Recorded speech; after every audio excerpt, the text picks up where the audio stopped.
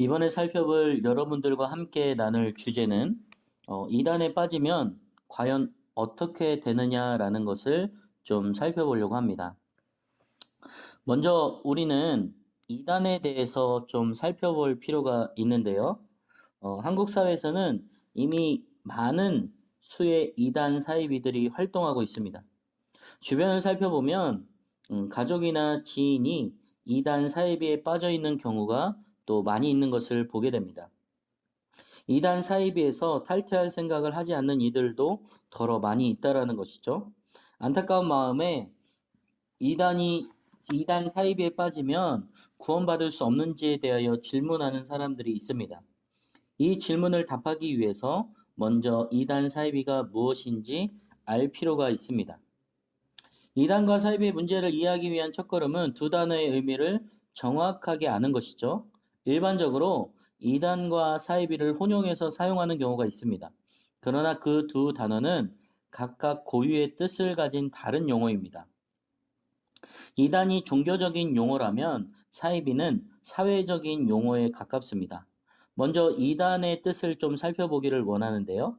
이단이라는 단어에 대한 오해는 이 용어를 윤리적인 문제와 결부시킬 때 발생합니다. 가령 교회 목사님이 재정을 횡령했어요. 여성 신도를 성추행했어요. 이단이 아닌가요? 라는 질문이 있습니다. 그러나 이단은 윤리적인 문제와는 별개로 다루어야 합니다. 이단을 영어로는 히레시라고 합니다. 이 단어는 헬라어로 하이레시스라고 해서 유래했습니다. 하이레시스는 선택을 의미하는 가치 중립적인 용어였습니다. 시간이 흐르며 복잡한 의미 변화의 과정을 거치다가 종교적인 분파의 의미로 사용되었습니다. 2세기에 들어서면서 이단으로 인한 문제가 교회 내에서 발생하기 시작하면서 이 하이레시스는 부정적인 의미로 사용됩니다. 이단은 성경과 교리의 오류에 대한 문제로 성경을 왜곡하고 교회사 속에서 치열한 논의를 통해 정립되어 온 정통신학의 번주를 벗어난 주장, 그것을 말합니다. 성경은 이를 다른 복음이라고 갈라디아서 1장 7절에서 정의합니다. 교회의 역사는 다른 복음과의 치열한 전투의 역사였다라고 해도 과언이 아닙니다. 예수님이 제자들에게 어떤 교훈을 가르치실 때 정통교리와 이단교리를 구별해서 말씀하는 모습을 찾기란 쉽지 않습니다. 예수님이 이것은 정통이고 이것은 이단이다 라고 말씀하지 않았다라는 거예요. 문제는 시간이 흐르면서 예수님과 사도, 그리고 사도적인 신앙을 계승한 이 교부들의 가르침과 성경의 가르침을 왜곡하는 일들이 발생합니다. 단순히 성경 몇 구절을 다르게 해석하는 문제가 아니었다라는 것이죠. 성부, 성자, 성령은 한 본체의 세 위격이라는 삼위일체론, 예수 그리스도가 참 사람이자 참 신이었다라는 신인 양성론, 예수 그리스도의 부활과 재림 등 기독교 역사 전체에 본질적으로 믿었던 가르침들을 배격하는 사람들이 발생합니다. 교회사 속의 대표적인 이단인 아리우스는 예수 그리스도는 피조된 존재라고 가르쳤습니다. 또 마르키오는 구약의 하나님은 열등하고 결함이 있는 존재라고 주장했습니다. 잘못된 교훈은 분별력이 부족한 성도들을 혼란스럽게 합니다. 교회의 통일성을 깨트리는 큰 문제도 발생시켰습니다. 교회 지도자들은 가만히 공동체로 들어와 다른 복음을 전하는 자들을 용납할 수 없었습니다. 황제나 교회의 지도자들은 교회의 신조와 원칙의 일치를 위해 회의를 소집합니다. 잘못된 가르침을 정지하고 그들을 축출하기 시작한 것이죠. 대표적으로 아리우스를 이단으로 정죄한 325년의 이 니케아 공의에 아리우스 논쟁을 종결하고 예수님은 완전한 하나님이지만 사람은 아니라는 아폴리나리우스 주의를 단죄한 381년 콘스탄티노플 공의에 예수 그리스도가 참신이자 참사람이라는 신인 양성교리를 확립한 451년에 칼게돈 공의회 등이 있었습니다. 이렇듯 이단이 축출되는 과정은 또한 정통신학이 확립되는 과정이기도 합니다. 이단을 살펴보면 성도가 믿고 고백하는 교리적 진술이 어떻게 확립되었는지를 확인할 수 있습니다. 동시에 잘못된 신학과 성경 해석을 되풀이하지 않기 위한 공부이기도 한 것입니다. 이처럼 이단은 성경적으로 우리가 살펴보아야 될 부분들이 있었습니다. 두 번째는 사이비라는 이 단어인데요. 이 사이비는 겉보기에는 비슷한 것 같아 보이지만 근본적으로는 완전히 다른 집단을 말합니다. 사이비는 이단보다는 좀 더 사회적인 용어입니다. 가령 사이비 기자, 사이비 의사 등 문자적 의미에 맞추어 다양하게 사용할 수 있습니다. 이단적인 주장을 전하는 동시에 반사회적인 문제를 일으키는 개인이나 단체를 사이비 종교라고 지칭합니다. 사이비 종교는 종교라기보다는 종교를 빙자한 사기 집단이라고 이해합니다. 영어에서도 히레시가 아닌 광신적이란 의미를 가진 컬트 혹은 허위의 뜻을 가진 푸슈드라고 표현합니다. 사람을 신격화하거나 특정한 날이나 시점에 종말이 온다고 주장하면 대부분 사이비 종교로 봐도 무방합니다. 대표적인 사이비 단체 예로 일본의 옴진리교를 들 수 있는데요. 이 옴진리교 신도들은 1995년 3월 20일 오전 8시경에 일본 도쿄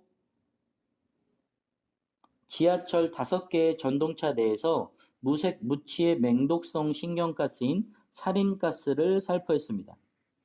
당시 10여 명이 사망하고 6천여 명이 중경상을 입게 되었습니다. 힌두교의 파괴신인 시바신을 섬기는 이들은 한때 신도 1만 명에 육박할 만큼 꽤 큰 교세를 자랑했습니다. 이들은 일본을 점령해야 아사하라 쇼코의 독재 국가를 세우겠다라고 주장했습니다. 사이비에 빠진 신도들은 교주가 성경도 다시 쓸 수 있는 존재라고 믿었습니다. 교주의 말 한마디 한마디가 그들에게 교리가 됩니다.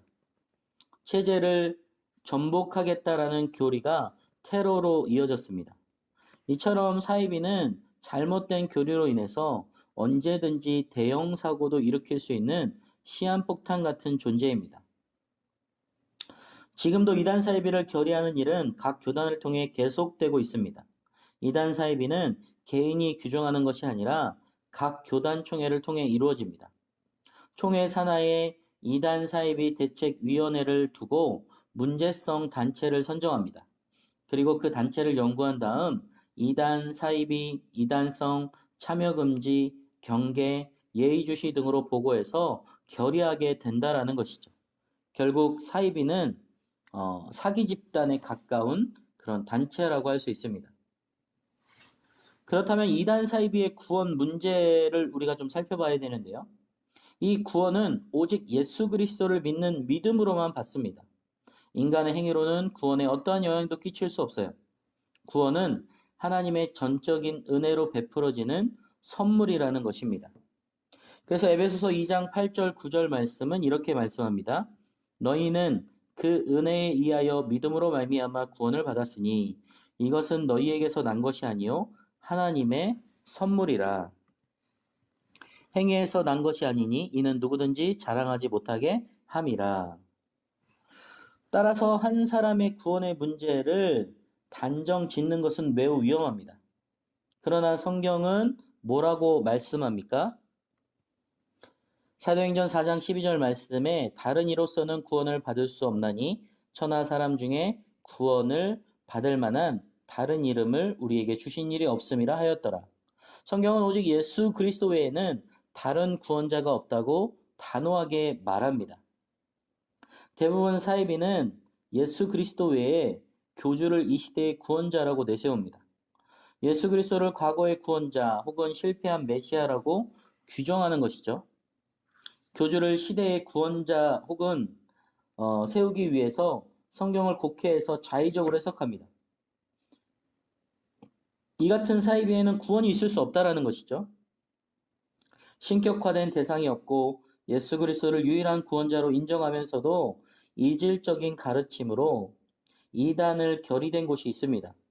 아주 조심스럽지만 그런 곳에 속한 신도들의 구원의 가능성은 완전히 배제할 수 없습니다. 특히 이단이 아닌 이단성 혹은 참여금지, 경계 정도로 결의한 단체의 경우 더더욱 그렇다라는 것이죠. 반대로 생각해보면 정통이라는 딱지는 붙이고 있지만 실상 목회자가 잘못된 삼위일체, 잘못된 기독론을 가르치는 경우가 많이 있습니다. 그렇다면 그 교회 안에 있는 사람들은 모두 구원받지 못할까요? 평생을 정통교회 다녔음에도 삼위일체에 대해 물어보면 다수의 성도들이 잘 모릅니다. 혹 이단적 삼위일체를 설명하기도 합니다. 그렇다면 이 성도들의 구원은 어떻게 될까요? 전부 구원받지 못했다라고 말할 수는 없습니다. 분명 교회 안에는 알곡이 있고 가라지도 있습니다. 교리적인 지식이 부족하다고 이들을 가라지 혹은 구원받지 못한 사람이라고 단정 지을 수는 없다라는 것이죠. 이단의 경우도 마찬가지입니다. 구원은 교리적인 정확성으로 이루어지지 않습니다. 하지만 이단에서 구원을 받을 수 있는 가능성은 아주 희박하다라는 것은 분명한 사실입니다. 왜냐하면 이단에 속해 있으면 바른 성경 해석과 교리를 배우지 못하기 때문이에요. 왜곡된 진리와 잘못된 지식을 계속 배우면 신앙이 병들게 되어 있습니다. 교리적인 정확성이 구원을 주지는 못합니다. 그러나 바른 교리는 인간을 바른 구원의 길로 인도하며 신앙을 건강하게 만듭니다. 이단의 일말의 구원 가능성이 있다고 생각해서 안심하라는 말은 결코 아니라는 것이죠. 비유하면 이단에서 구원을 찾는 것은 오염된 저수지에서 신선한 물고기를 잡는다라는 것과 마찬가지라는 것입니다. 그래서 개신교는 진리의 종교입니다. 하나님, 예수님, 성령님, 구원, 십자가, 부활, 재림 등에 있어서 본질적인 내용들에 대한 탐구를 정확하게 해야 합니다. 건강한 신학적 정립을 위한 노력은 진정한 그리스도인이 되기 위한 필수 과정이라는 것이죠. 건강한 신앙생활을 위해 성경과 교리 공부를 게을리해서는 안 됩니다. 그래서 우리는 진정한 하나님의 말씀을 날마다 묵상하고 그 말씀을 통하여 우리의 삶이 예수 그리스도를 닮아갈 수 있도록 애쓰는 것, 그것이 우리가 삶에서 실천해야 할 가장 중요한 문제임을 여러분들이 꼭 기억하시면 좋겠습니다. 그래서 날마다 건강한 신앙생활을 유지해가고 하나님의 나라와 영광을 위해 살아가는 여러분들 되시기를 주님의 이름으로 축복합니다.